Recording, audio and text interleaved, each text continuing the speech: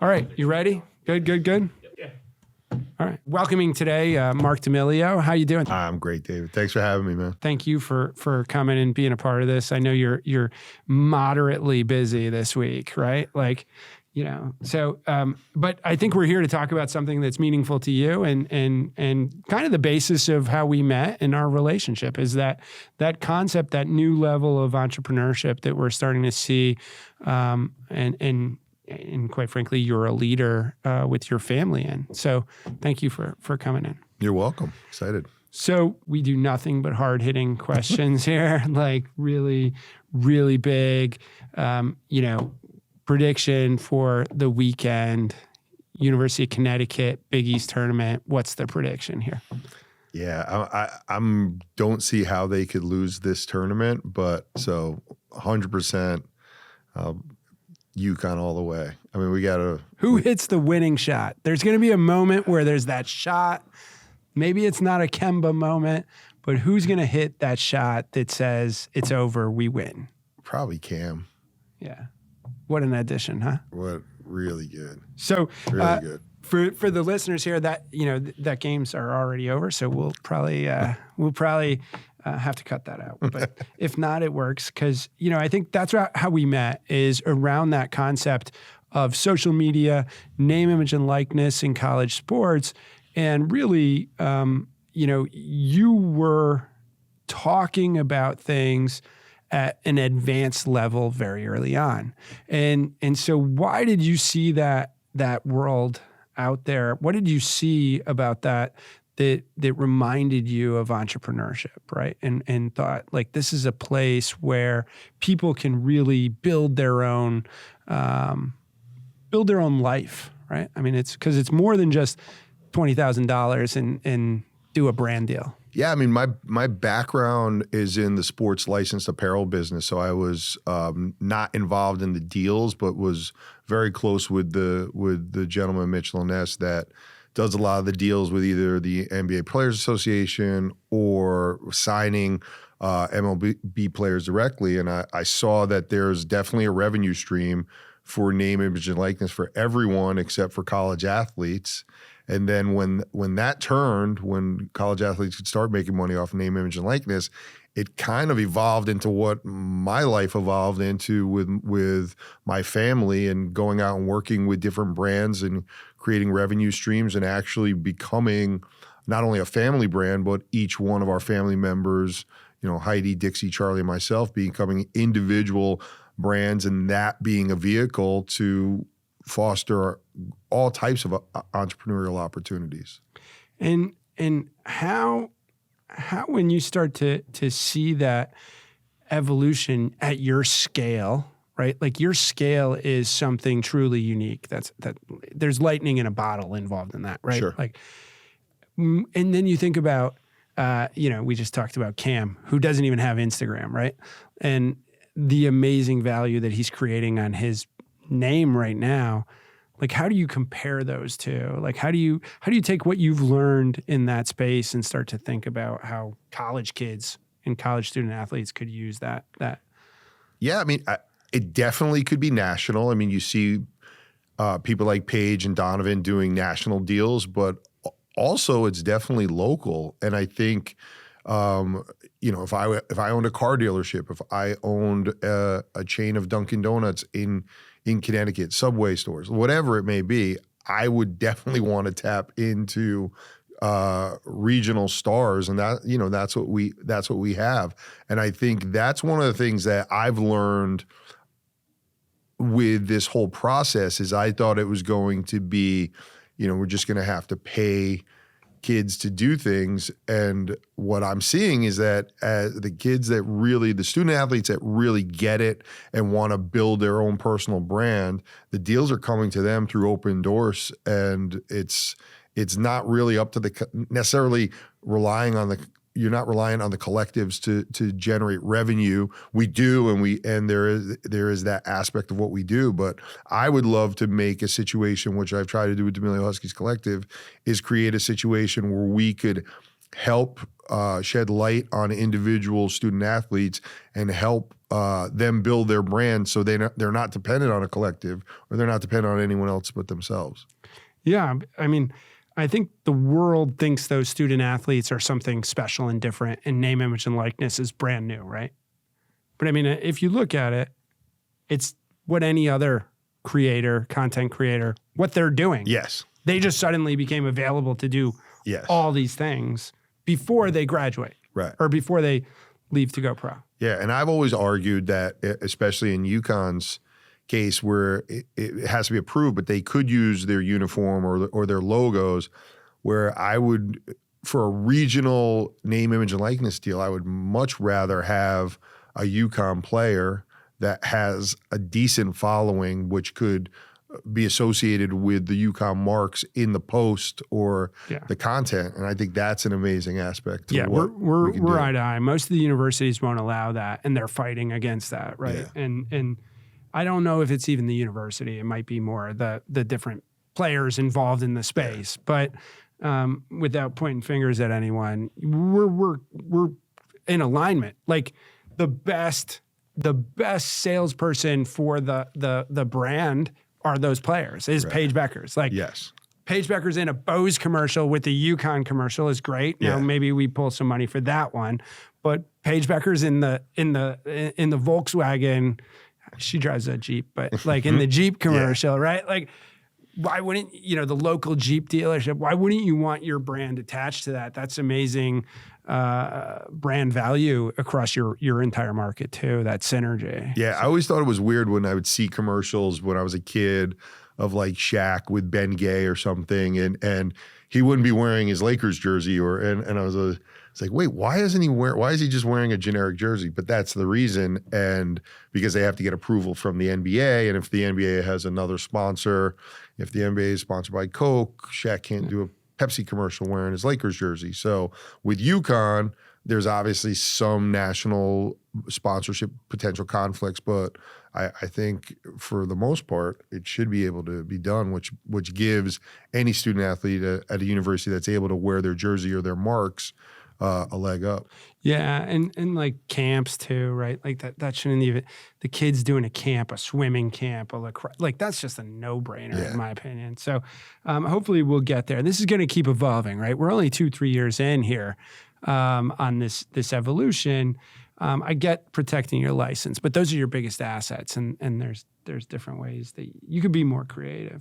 When you think about your background with Mitchell and Ness and seeing that, how do you think that uniquely positioned you, not just for the student athletes, but for your family's business success on the side of your family's media success? Because the two are not necessarily connected, the business side and the media side, because there's plenty of people who are huge media personalities without business opportunities. I knew exactly what professional athletes get from a royalty, right? So once I had that as a benchmark, I would ask, what kind of revenue do you think you're going to generate from this? And if they said, wow, I think we're going to do $1 million, and I knew that a royalty potentially could be 15%, 10 to 15%. It's $100,000 to $150,000.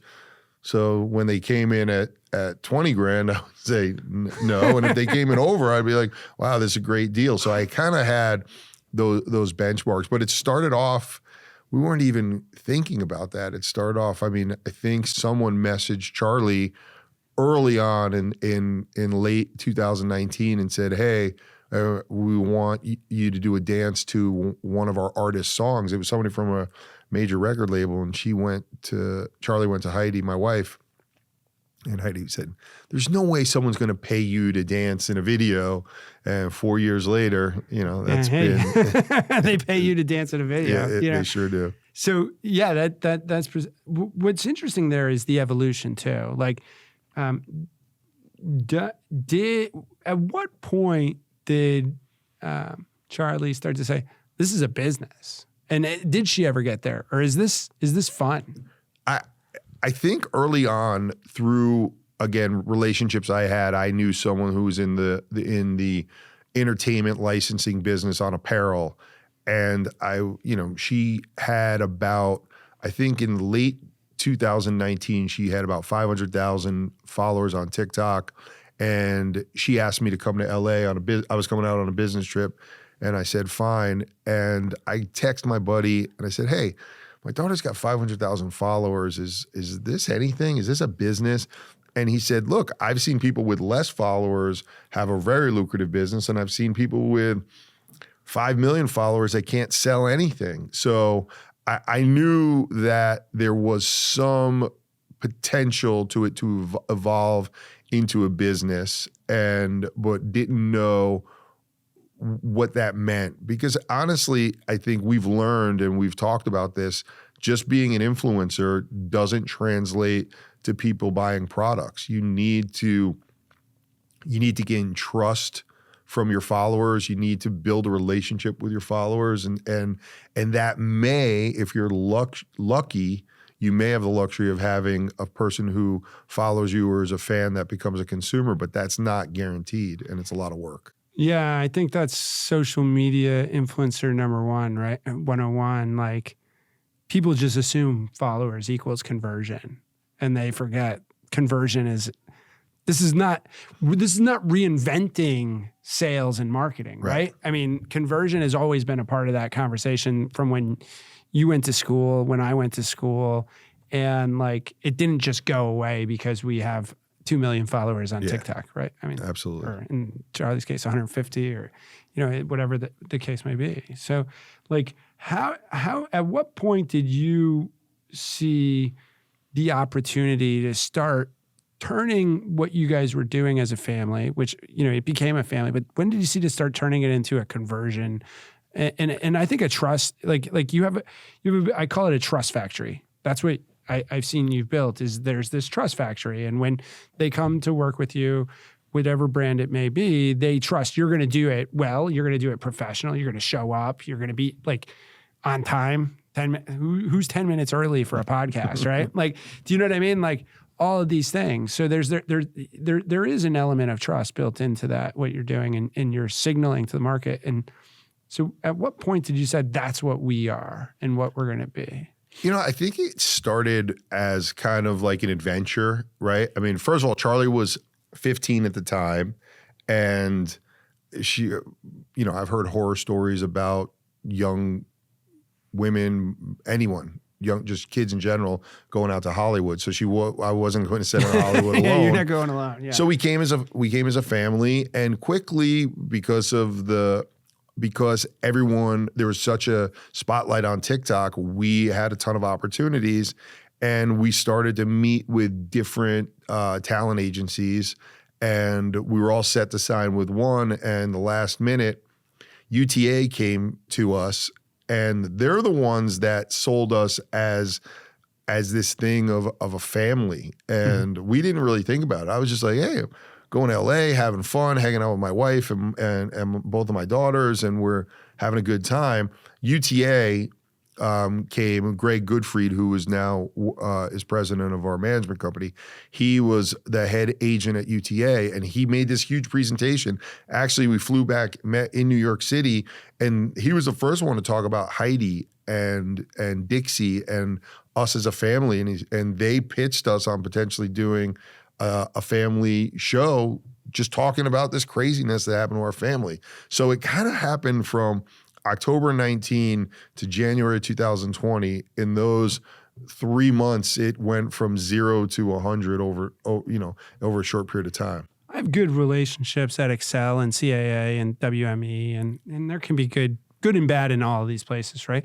But there is something, we're rep by UTA now too, in a production company, and I'm bringing a talent into UTA as well. And like, there is something a little bit different about how they're thinking about this world and the crisscross between the cross-selling and the business, right? Right. And I think that's one piece like a lot of young influencers don't really get, is like that agent should be working for you. Yes. Right. And maybe you can talk about some of that and some of that interaction on the business side with the agencies for especially those that aren't they have this magic thing. Oh, I signed an agreement, right? Yes. Like signed an agreement. You just signed a bad agreement with a bad company that's going to cost you 6 months when you go to sign with a UTA or WME, right? Yes.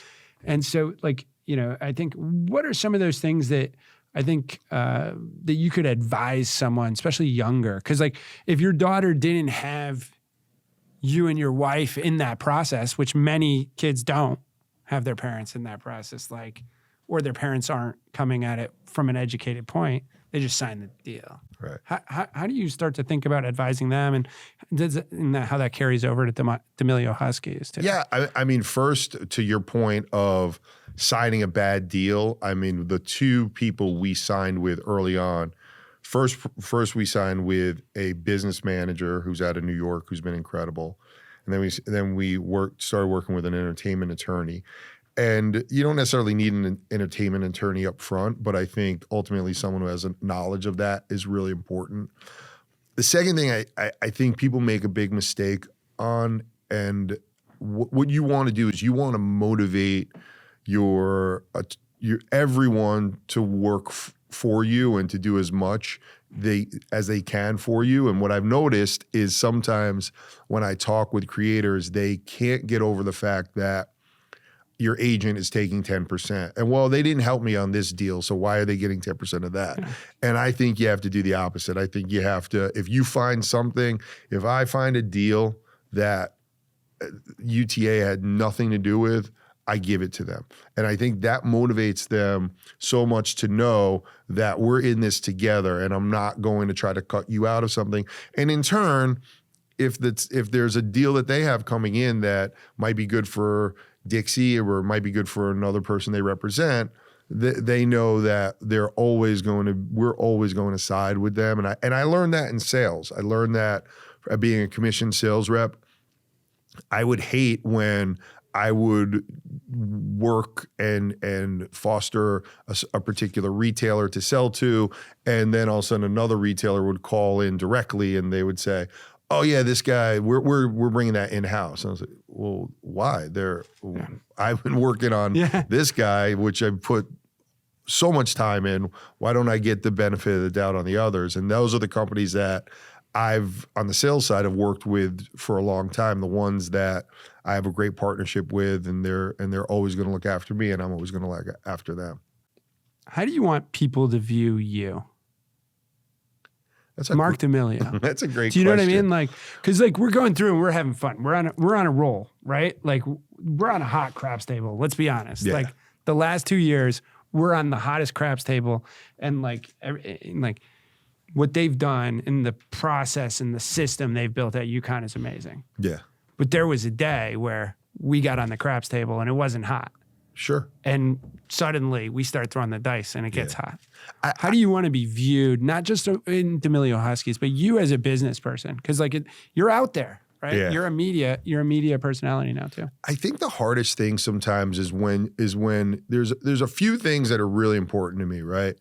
Being a good husband, being a good father, doing my best at business to try to steer my family in the right direction. And the only thing that really bothers me is if someone gets it wrong.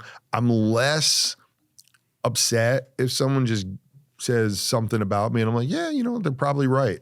I get that. But like, you know, when someone questions, you know, my passion for UConn and why I'm involved in it, or why is he, you know, that there's no debate there. When, you know, when have I made all the right decisions for our family? Absolutely not. But it's never been about me or me taking the spotlight or anything like that. It's always been about making sure the girls are protected. So I just want people to view me as a guy who is pretty humble and enjoys life, loves his family, and is trying to do the best thing for his family, but also thinks about, you know, I do think about others and our impact on society and what the girls do with their platform and those type of things.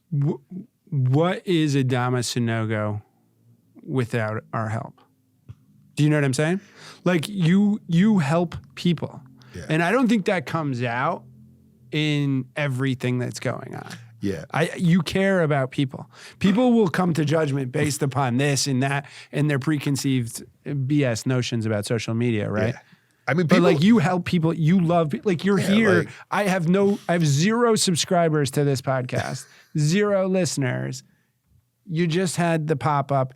We got the Big East tournament coming. You got a party. You got this. You got that. You have product launches, and yet you take a couple hours out of your day to help me. You don't have any. There's no reason to, other than you are that kind of person. And I think that's the piece. When I think of our friendship, I think most people don't get that you actually care about people. Yeah. I mean, I definitely do. I'm sure there is something that I am, the way I'm wired, I'm a pleaser. I like to be liked. Maybe it's those things, but I actually get a ton of joy out of doing things for other people. I think sometimes when I'm in LA and I'm talking about business and I'm overly on social media about the University of Connecticut, everyone's always asking me, like, what's your angle? And I'm like, why does everything have to have an angle? Why, like, do you want to be— Because they wouldn't do it without it. Because that's how they're wired. That's how they view the world. Do you want to be a sports agent? No. Do you want to manage athletes? No. Do you want to expand D'Amelio Huskies to other schools? Absolutely not. Like, this is about rings, right? This is about rings. Yeah. And it's about, like, helping the kids. I think one of the things that when I went to the University of Connecticut was in the late 80s, and it was not what the University of Connecticut is today. And it's, quite frankly, all I could afford. Syracuse at the time was 4 times what UConn was. And I felt like I have this incredible opportunity that I bought low. And now I walk in and anywhere in the United States and I say I'm a UConn graduate, and people know exactly, they know Jim Calhoun, they know Gino Auriemma, they know Dan Hurley, and I owe a lot of my success to that, and this is my way to pay back.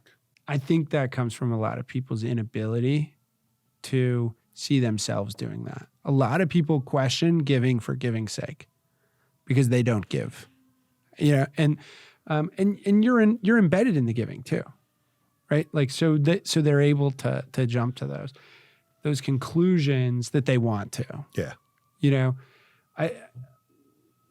When you were a kid, I got two quick ones. When you were a kid, what was the first business? What was the first one? And was it legal? Yes, everything I've done was legal. So my first business that I was allowed to do, which was very intimidating at first, was being a caddy at Shorehaven Golf Course in Norwalk, Connecticut, and just going up there, not really knowing much about golf and having to learn the game and becoming a really good caddy. That I did from like 11, 12, and then aside from— so you're an 11-year-old kid. Yeah. Can't afford to pay for UConn.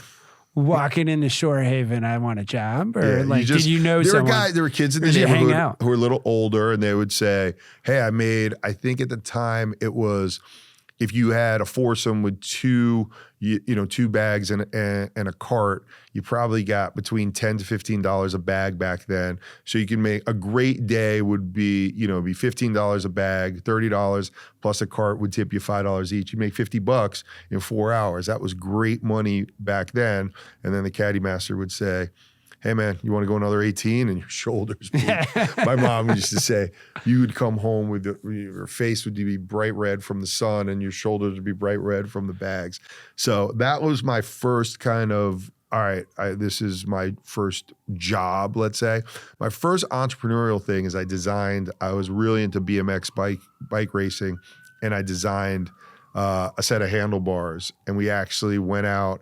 I don't know how we did it without the internet, but we found we just went in the yellow pages. We found a welder, we found an aluminum supply company, and I probably was 13, and I designed handlebars. And the thing was, most of the handlebars came out and you continue to hit your knees.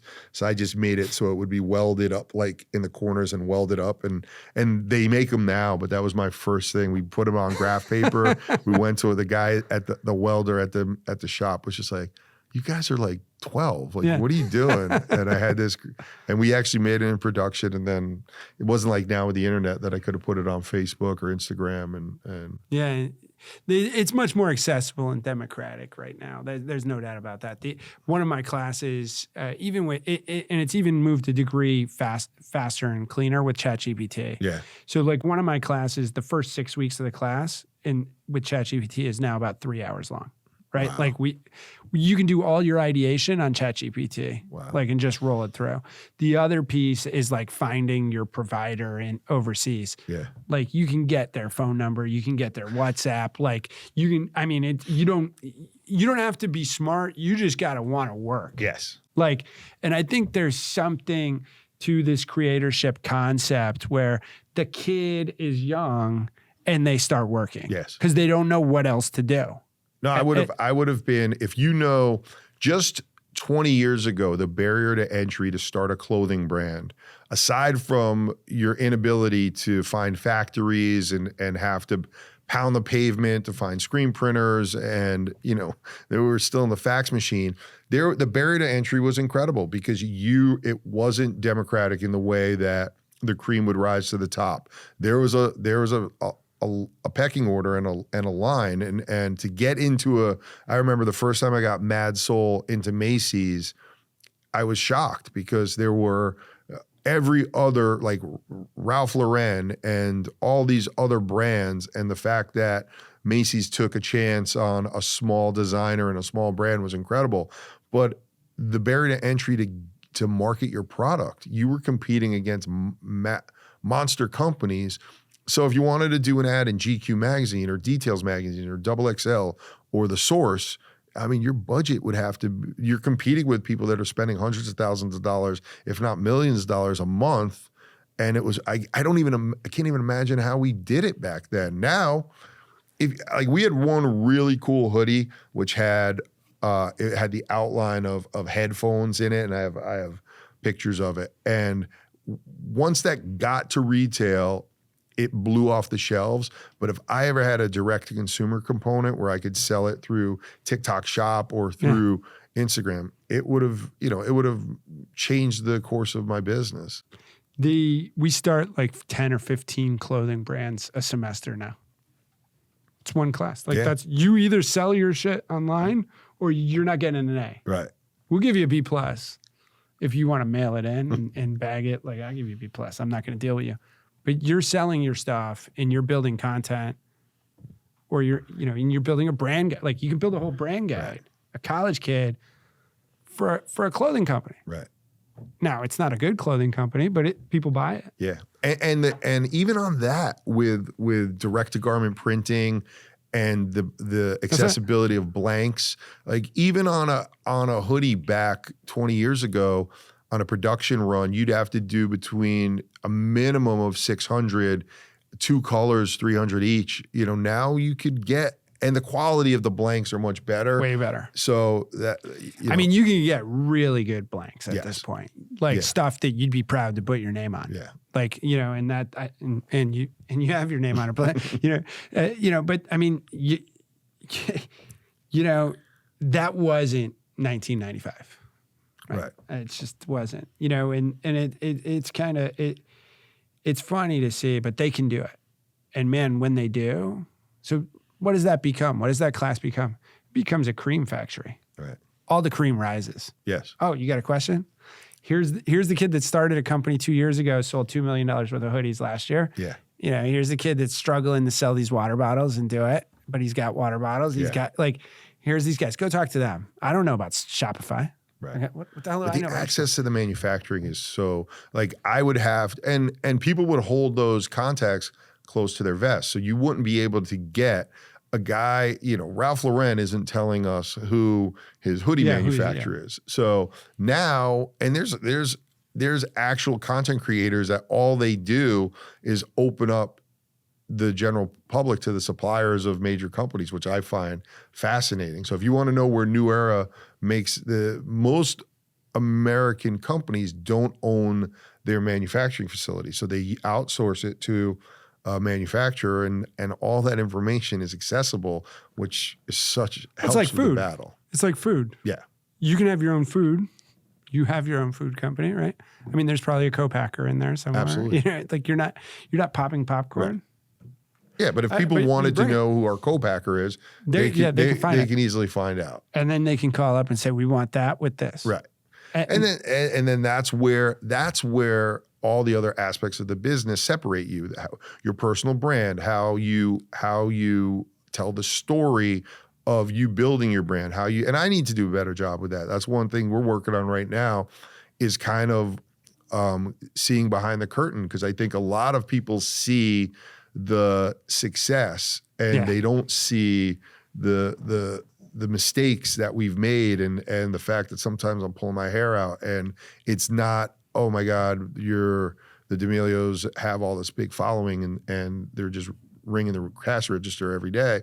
There's mistakes, there's issues, and I think that is a great story that I want to tell to my audience, and we need to figure out, and I think what we've tried to do is we've tried to put content creators around us, but ultimately, and this is tough for the young person that doesn't feel comfortable talking to the phone or to the camera, that's ultimately the way you got to do it. It's like, hey, what's up, everybody? I'm in New York City. I'm going to see David Noble and his podcast. Then I'm doing this, and really get on the phone and do videos when you're not at your best, because I think that is what people want to see. So that's the predicament I'm in now, right? Like, I want to be known for creatorship. Like, I'm the one saying this is something different. It precedes entrepreneurship. Like, you can go do the old model of entrepreneurship, but that's not the way to do it anymore. If you're 18 years old, build your first business today, build it on your cell phone, monetize it, use that money. That kid that did $2 million in hoodie sales, guess what? When I had a project that I needed a CEO, who you think I called? You know what I mean? I'm like, hey man, got this idea. I don't do the company. So I got to go do that. And that's the piece that I am not looking forward to the most, is when Chris is like, oh, yeah, you need to be having content on this schedule, being like, okay, yeah, I'll go do it, right? And just drop out and just say like, hey, this is what because like, again, last week in Hawaii, this week here with Big East, how many people do people want to see in the world and get those stories and like what? And so some of the girls in my class are always like, oh, we want to do a day in the life with David Noble, right? And I'm like, yeah, it would be interesting, but I don't stop. Like, and I'm going to have to be more intentional with that actual aspect. And I think it's big for the athletes too, or the students. I think people, like, I don't know what you do in a day, and I consider you a friend. I don't even know what your office looks like. I mean, I would love to. Do you think I have an office? Come on, man. You want to know what it looks like? It looks like a bunch of stuff. I live in New York, so I use my office as storage, and then I'm just moving. Yeah. But that's what I would say. You know, I think ultimately you need to pack your own parachute. And I use that expression often. Like, you got to pick up the phone and get comfortable. And even if you're not comfortable saying that, like, hey man, you know what? Doing videos is not my strong suit, but I really think it's important to talk to you about what happened today and what's going on. And that's the deal. Who do you like watching? When you flip up any platform, we don't have to call it the platforms, but there's someone that, like, right now, it comes in your feed and you're like, oh, that's good stuff. I'll tell you mine after. Go ahead. Or I can give you time to think. You know who I really like? Is that intern from Jack Mack on Barstool, Mubi. Yes. I think that's the girl that I wanted in my class. And I'm like, she gets something that you can't teach. Right. She's got that extra piece. And I like to think about it as like, even if I fail at something, even if I have that bad time, this deal doesn't work, that sort of thing, I'm going to be here tomorrow in your face talking about chicken salad, right? Like, she's funny, but it's also real. There's a real there. I think if you look at, I think there's a difference, right? I think if you look at like Dave Portnoy and even Gary Vee, they make excellent content. So I like Dave's videos on pizza. I like Dave's videos on his dog, but I don't really know Dave through his videos. I don't know Gary V through his videos. I happen to have a relationship with Gary V, so I know a little bit more about him because I've had one-on-ones, but I don't think the average content creator really lets you into their life. And I think that is such a big thing with why Charli was originally successful, is because she did videos in her messy room with no makeup, with a pimple, and you saw things during the pandemic of us in our house. And I think that's why Alex Earl's been so successful, because people really feel like they know Alex through the videos. And those are the ones that I think today, it may change, are going to separate, was when you let people into the inside. Like, I know. Who's the person you're really excited though? That one where you're just flipping, and maybe nobody else even knows who they are, and you're like, damn, that was good. They're good so many times. I can't wait till the next piece comes. I mean, I like people that have similar interests to me. So like,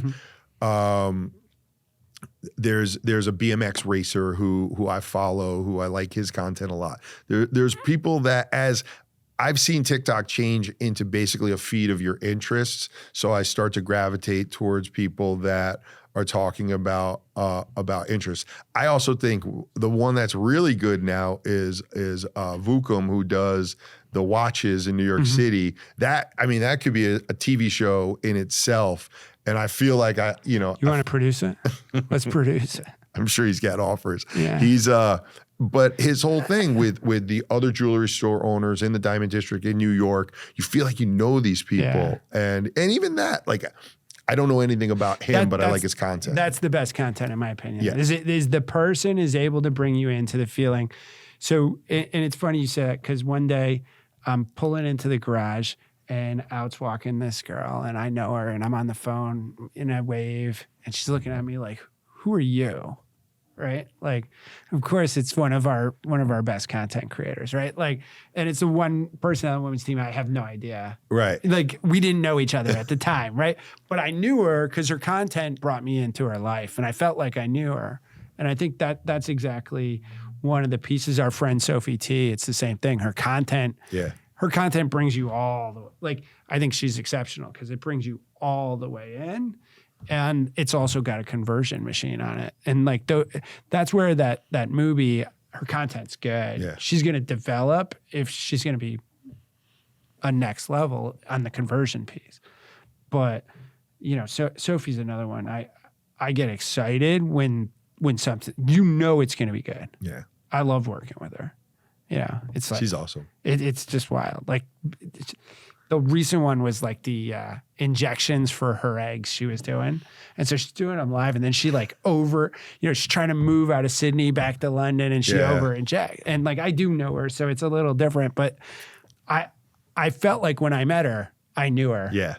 And what was weird was the reciprocal, like, she didn't know me from social, but the reciprocal, she knew me as the person that was trying to get a painting. Right. For 40, it came last week. Oh, really? Yeah, it's finally.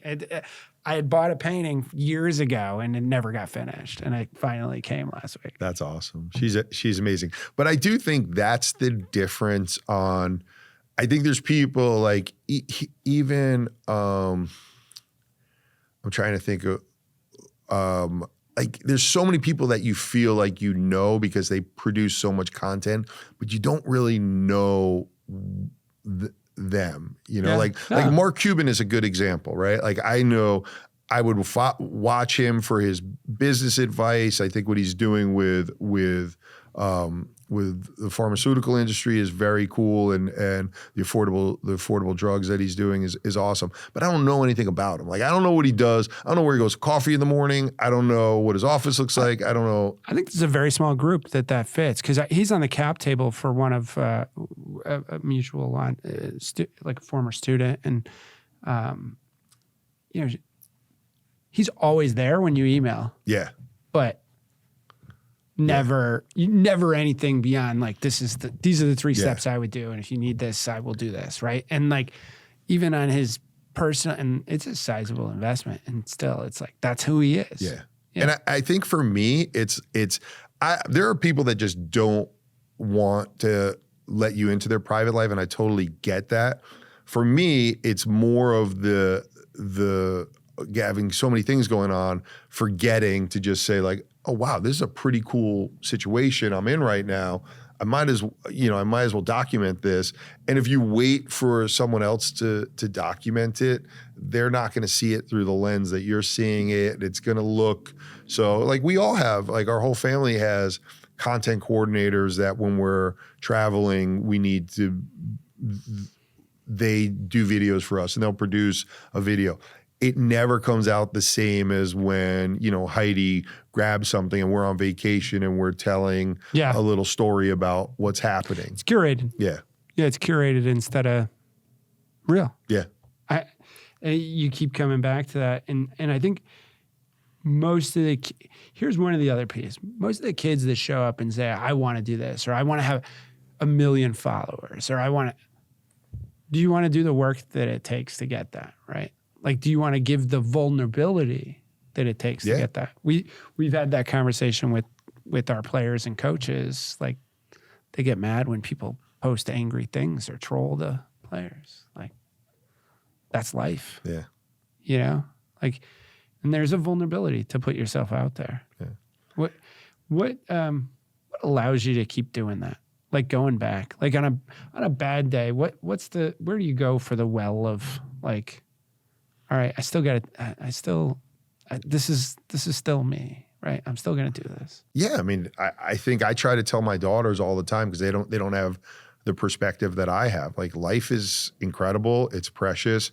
This isn't caddying for 36 holes and breaking your back. This is pretty, it's time consuming, but it's pretty easy work. And for whatever crazy reason we're in the position we're in, we're very lucky to be in the position we're in and to be able to not only make a living doing it, but be able to do things like help the University of Connecticut out that I love. And what I try to tell the girls is you might not know your passion now, but this isn't about piling up money and yes, that's to have some comfort and financial stability is incredible. But I always look at this as an opportunity to fulfill your passions and to do cool stuff. And yeah, but life has ups and downs no matter what. And my problems are no bigger or worse than anyone else's problems. Problems are problems. And I know, but I do have the perspective to know that the situation we're in right now is pretty good and it should be appreciated because it's not going to last forever. Yeah. That's a great segue on the creatorship piece, right? Because like at some point your creations have to change because you change. Yeah. Right. That's where the entrepreneurship piece, they want to teach entrepreneurship in the university like it's 1999 and this is the first program ever invented, right? And it's like, well, there's been a whole generation of, I didn't have entrepreneurship programs, you didn't have entrepreneurship programs, but there's a whole generation of kids like Chris that did. Yeah. And they took advantage. And that changed the economic and job workforce dynamics. Like, how many jobs you got now? How many revenue streams? Oh my God. Right? Like probably 5. Yeah. I mean, like at least. That's a model. Yeah. Right? Living in New York, 5 jobs. People used to do that. They were called actors, right? And today they're entrepreneurs. I mean, that's the other piece. When Jack created Find the Good brand and started selling those, that's not his only revenue stream, right? He started consulting other people trying to do it. Started teaching at UConn. He started doing these things. So, I think that change.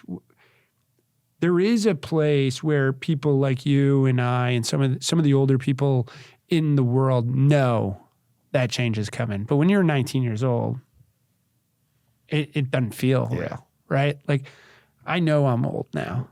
Like there was a period where I didn't know it, but now I know. And the things I would have done at 22, I don't get to do very often. And I wouldn't want that to be my content either because it would be exhausting. Right? So, like, do you have advice for kids going through that process as they evolve, both as entrepreneurs, but also as creators and content creators and around their personal brand? what do you do when you get older? You know, what are you telling people? Yeah, I mean, that's, you know, I think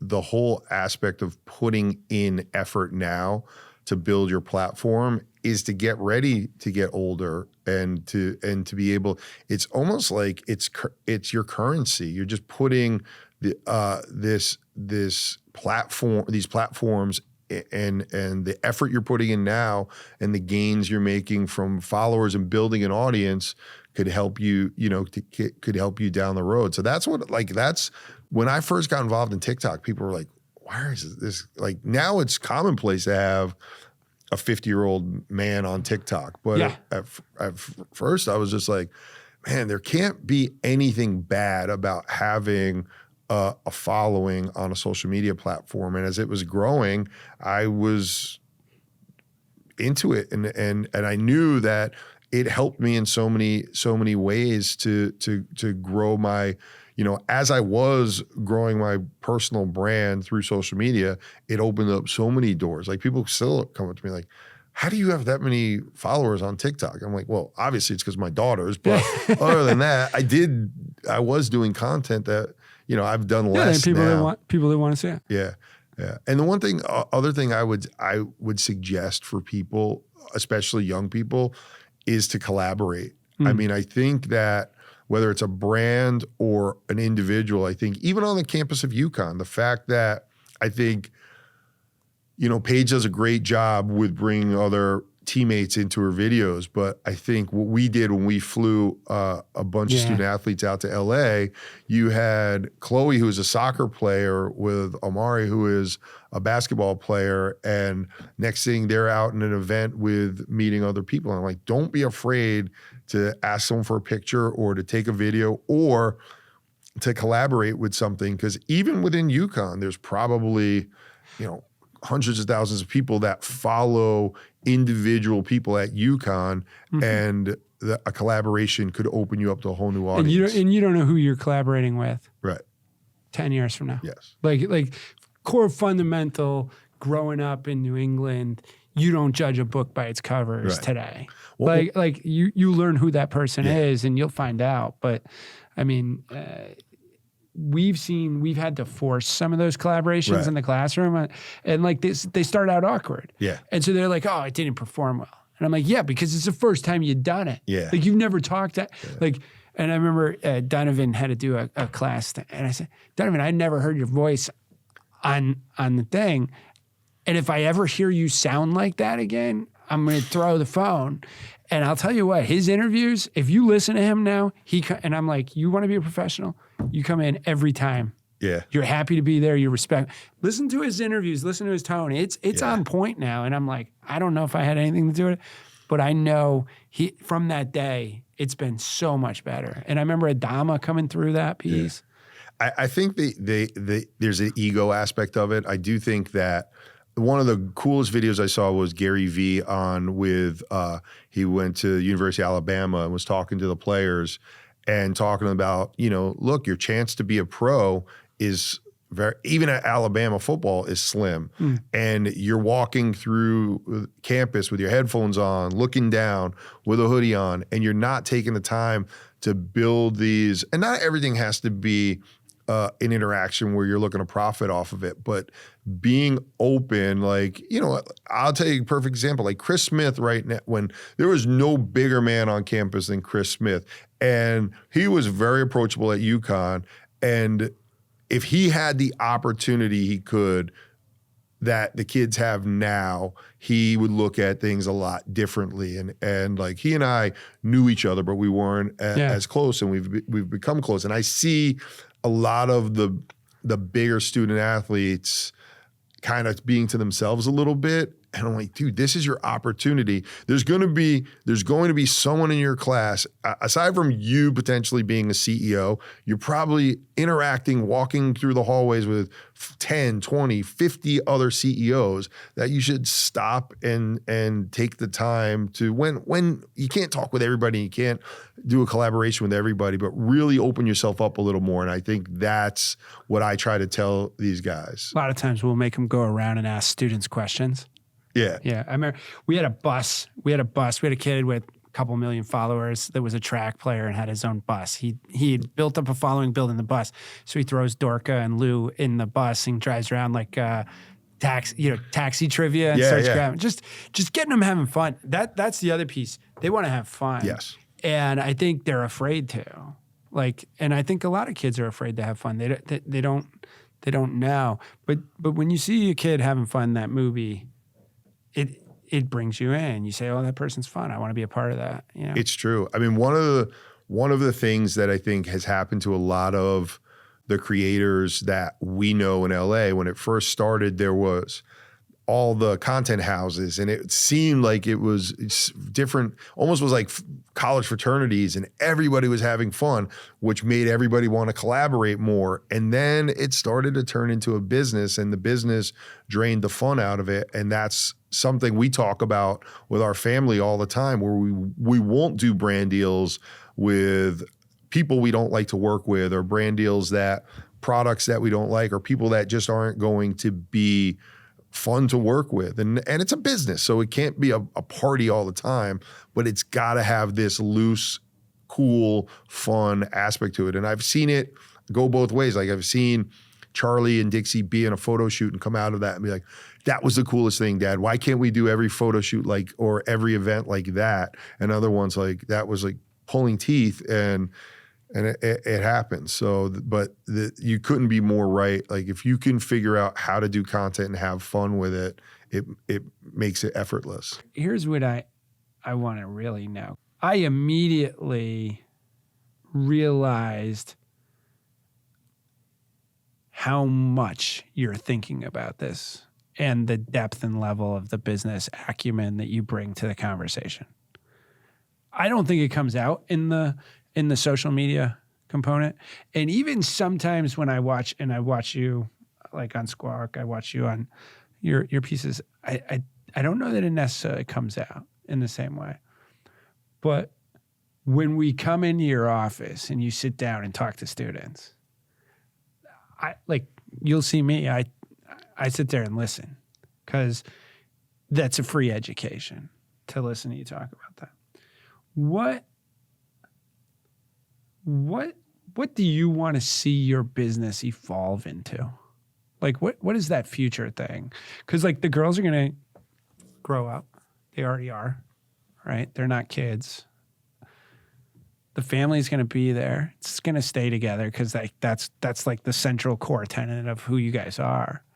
But like, what do you want to see it evolve? What's the perfect landing here? I mean, we started D'Amelio Brands to really have something that we have control over, and that would give the girls an opportunity to be as involved in it or as not involved in it as they want. And I would love to see an aspect of see where Dixie and Charli find their passion, and they end up either running one of the companies or doing something within D'Amelio Brands, right? Or it lives on without us, and it's something that we look back on and like, wow, we created that. And I don't know if it's something we would sell it, but maybe it's something that becomes something that my grandkids could be involved in. Like I love the aspect of having a family business, and the girls were so much involved in fashion, and it just seemed a natural progression to say, hey, well, everyone else is doing brand deals with fashion companies. Why don't we start our own footwear brand? And, sometimes I have to remind them, like when they're like, hey, we want to go to Europe and go to Fashion Week. I'm like, you're an owner in a footwear brand that, is small and it's a startup. So I want them to I would love for them either to take an active role in a more active role in some aspect of the business, and then I hope it stays around for us to, and it's something I look back on 10 years from now and I'm really proud of. I'm like, wow, we built something not from nothing. I mean, we do have an advantage with the following, but it's still a startup and it's not easy. So.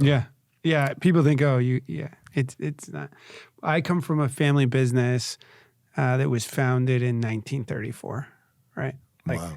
And so my sister in her late 30s to early 40s decided she wanted to buy it, right? We assumed we'd have to sell it off, and it's a funeral home in a New England city. And so to see it now, it's going to hit 100. Wow. Right? Like, and you think about that, and like there will be little D'Amelios, right, running around someday. Yeah. And what will they do with what you've created? Yeah. I think that's the interesting point. And clearly, no one from our family's ever starved, and we're not the richest, but it's been good to own a family business. Yeah. That's the American dream, in my opinion. And so it's interesting to hear you say that. And this isn't like, I hate when people say I want to create generational wealth. I think generational wealth is the worst thing you could do.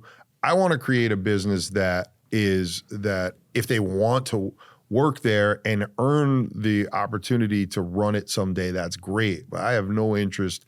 I don't think it's healthy. I think handing something over to someone, and the term generational wealth, just, if I had a lot more as a young person, I would never be as hungry as I am. And I see it in so many kids whose parents give them a lot, me being guilty of that. I see the lack of drive. So I would like to see it to be, there's no dollar amount. I can't say, I want to have $1 billion company. I just want to have a nice business that affords us opportunities to enjoy life, and hopefully it could be something that's around for a while. Yeah. I was mowing the lawn of that funeral home when I was 12, right? Right. Like I had the same sunburn, allergic to cut grass. So there's just snot coming down. No sore shoulder though. Yeah. But no, I mean, I agree. And I've recently come to that point where I'm starting to understand what it is I want to do. Right. And I'm 45 years old. I'm just good enough now to be able to be like, go do what I want to do. Right. And it's really work with the people that truly want. Like when I look in Sophie T's eyes, she wants to be the greatest artist in the world. Yeah. And she's not going to stop. And she's going to take everything she makes and flip it back in and flip it back in and flip it back in. And that's what I want to do. I want to work with those people. The Ray Allen. Like when you deal with Ray Allen and you talk to him and you get down to it, like there's a guy that wanted it so bad. Yeah. Right. And did all the sacrifices along, because that's the point. It's like you got to give up a lot to get a lot. And so that's where I'm getting to, is like I want to work with the Dan Hurley. Yeah. Because it's all on the line every single month. I text Tom the other day. I'm like, dude, I'll drive the bus. I sent him a slap shot. Where he's like, what are you doing? I'm making the bus look mean. I'm like, no, we go to every town and we burn down every campus. Like every place knows we're there, and let them hate us, because they hate us anyway. Yeah. There's something. Why is UConn? I said the last question, but why are UConn alum in this? Like you look around the space, you can find a lot of successful UConn alum in this space. There's something going on. That's my take. Yeah. Well, like, what do you mean? Like what space? You're not the entrepreneurship media crossover. It is a bit. We are saturated in this space. You got Johnny. You could say what you want about him. Guy's good. Killing it. I thought it was so interesting. Like one of the things, I did a TV and video course in high school, and I ran like the morning announcements. And I was hell-bent on going to Newhouse School of Communications because I wanted to be an anchor on Channel 7 News. I end up going to UConn and go in the clothing business. And then next thing you know, David Ushery, who went to UConn, didn't go to Newhouse, is the lead anchor at ABC News in New York. So, and there's been so many, Molly, there's the CMO at Mr. Beast, UConn. I didn't know that. Yeah, the new one, yeah. Really? Absolutely. Dude, and it's all day long. Like you can do it. Like you won't know, I won't know. And then you start digging in. And this is my point. Like we are we are the university where this should be happening. Yeah. I think it's the hungry part. Yeah, I do think I think everyone looks at us now as a nationally ranked university, but I do think a lot of the people in my generation had a chip on their shoulder. Like I remember The Calhoun generation is willing to do what it takes to succeed. Because I think that in a lot of instances back then, UConn, they called it, for me, a lot of my friends in Fairfield County, Connecticut, called it a safety school. Like they got into UConn first and then they ended up going to Michigan. And I think with that, I've kind of always said, I'll show you. Yeah. You think that's different now, though? Because I still experienced that when I was I think it's still the same. The successes are catching up now. Yeah, to the successes status, are catching or the up. statuses. Really? But this and there's a reason for that. You grew up in Connecticut and you become rich. Where do you go to school? You don't go back. You don't send your kids back to UConn. Right. You would be different. There are other people in our circle that are different. Yeah. But most of them, they want to send their kids to Columbia and Yale and Harvard, Dartmouth. Yeah. Send them to Syracuse. Fuck you. You know what I mean? Yeah. Like I got no Boston College. Don't even talk to me. Don't even talk to me. Yeah. I won't. Providence College is.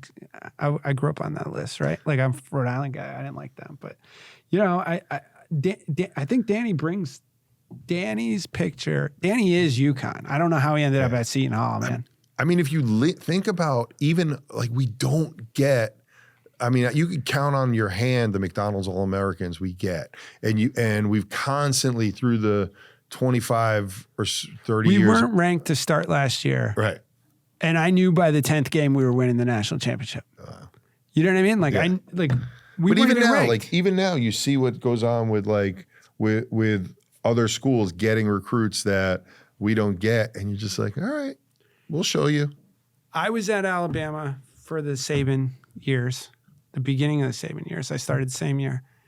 Saban called it the process. Danny's got to call it something. Yeah. He's got to call it something because he has what. And like people say, oh, you're going to go do this, you're going to do that. I'm like, I don't want to get more than, I don't ever want to have to talk to Dan because I'm a little bit afraid of him. But I don't want to ever be more than 5 feet away from him. Yeah. Because like this is magic. This is a person that wants to be the best that there ever was. And that's what I'm looking for. And he knew it without ever, making a Final Four before. Like for him to come out and say, you better catch us now. Like that is just like he saw something. He gets the media side. He saw something that, look, we knew we were getting better and we're happy to be in the Big East, but he's like, you better get us now. And I like that quote gives me chills. Yeah. So.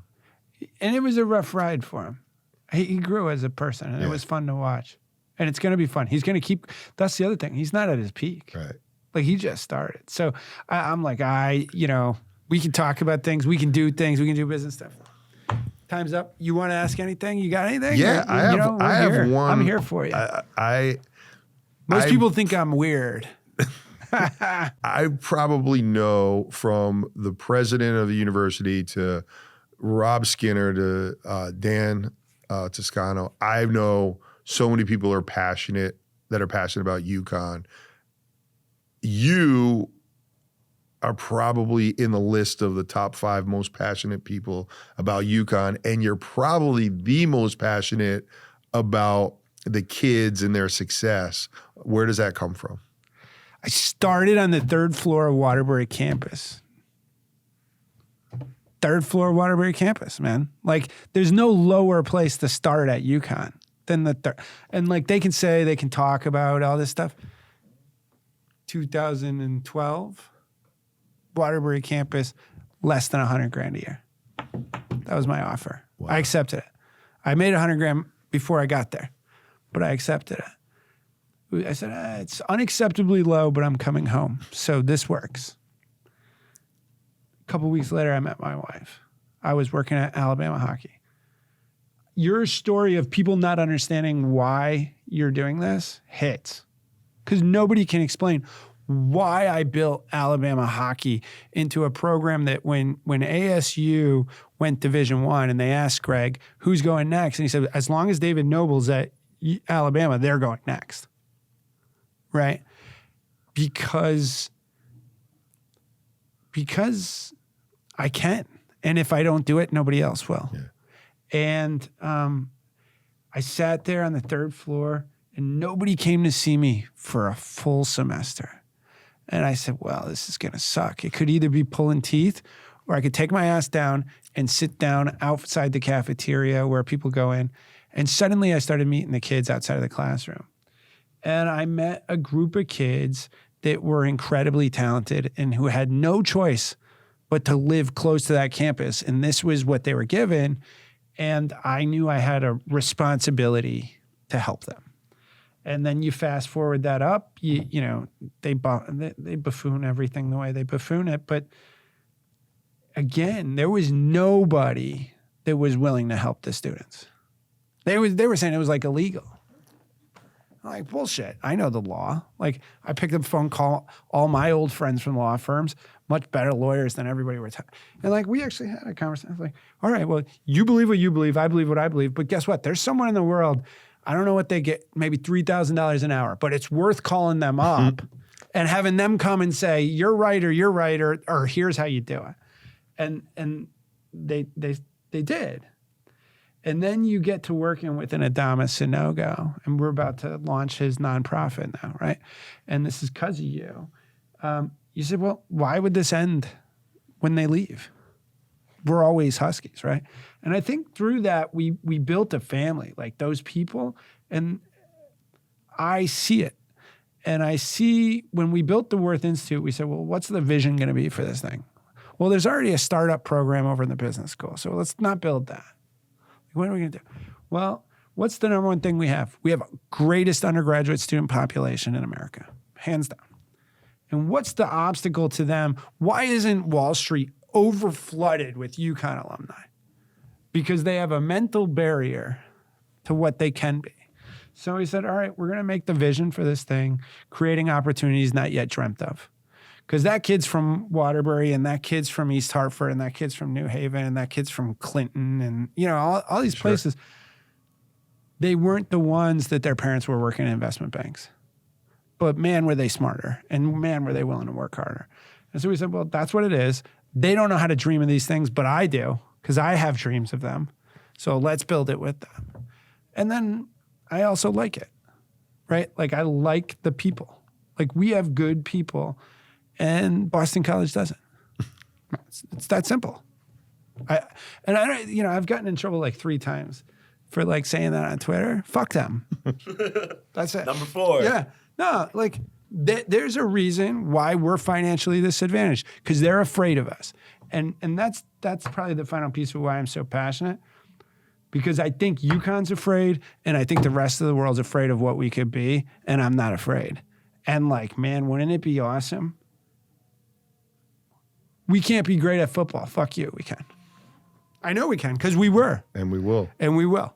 And like, I know we can. We can't build a campus science stadium. No, fuck you, we can. Why? Because it works. Because like, all we need is a highway to a farm, right? Like, give me a highway to a farm and I'll put a 45,000, like, oh, it's going to cost $500 million. Okay, there's $500 million. What do you do if you don't do it? That's how I see it. And I get angry when people say no. So like, those forces get in that thing. And then there's a kid like Adama Sinogo who's the victim of people saying no. And that's unacceptable, right? And Donovan Clingan wouldn't, you know, he actually has a really good attitude about what's going on. And I think it's the exposure. And I remember when he went out to LA and he's like, man, that was cool. But those exposure things, that didn't happen in Bristol, Connecticut. Right.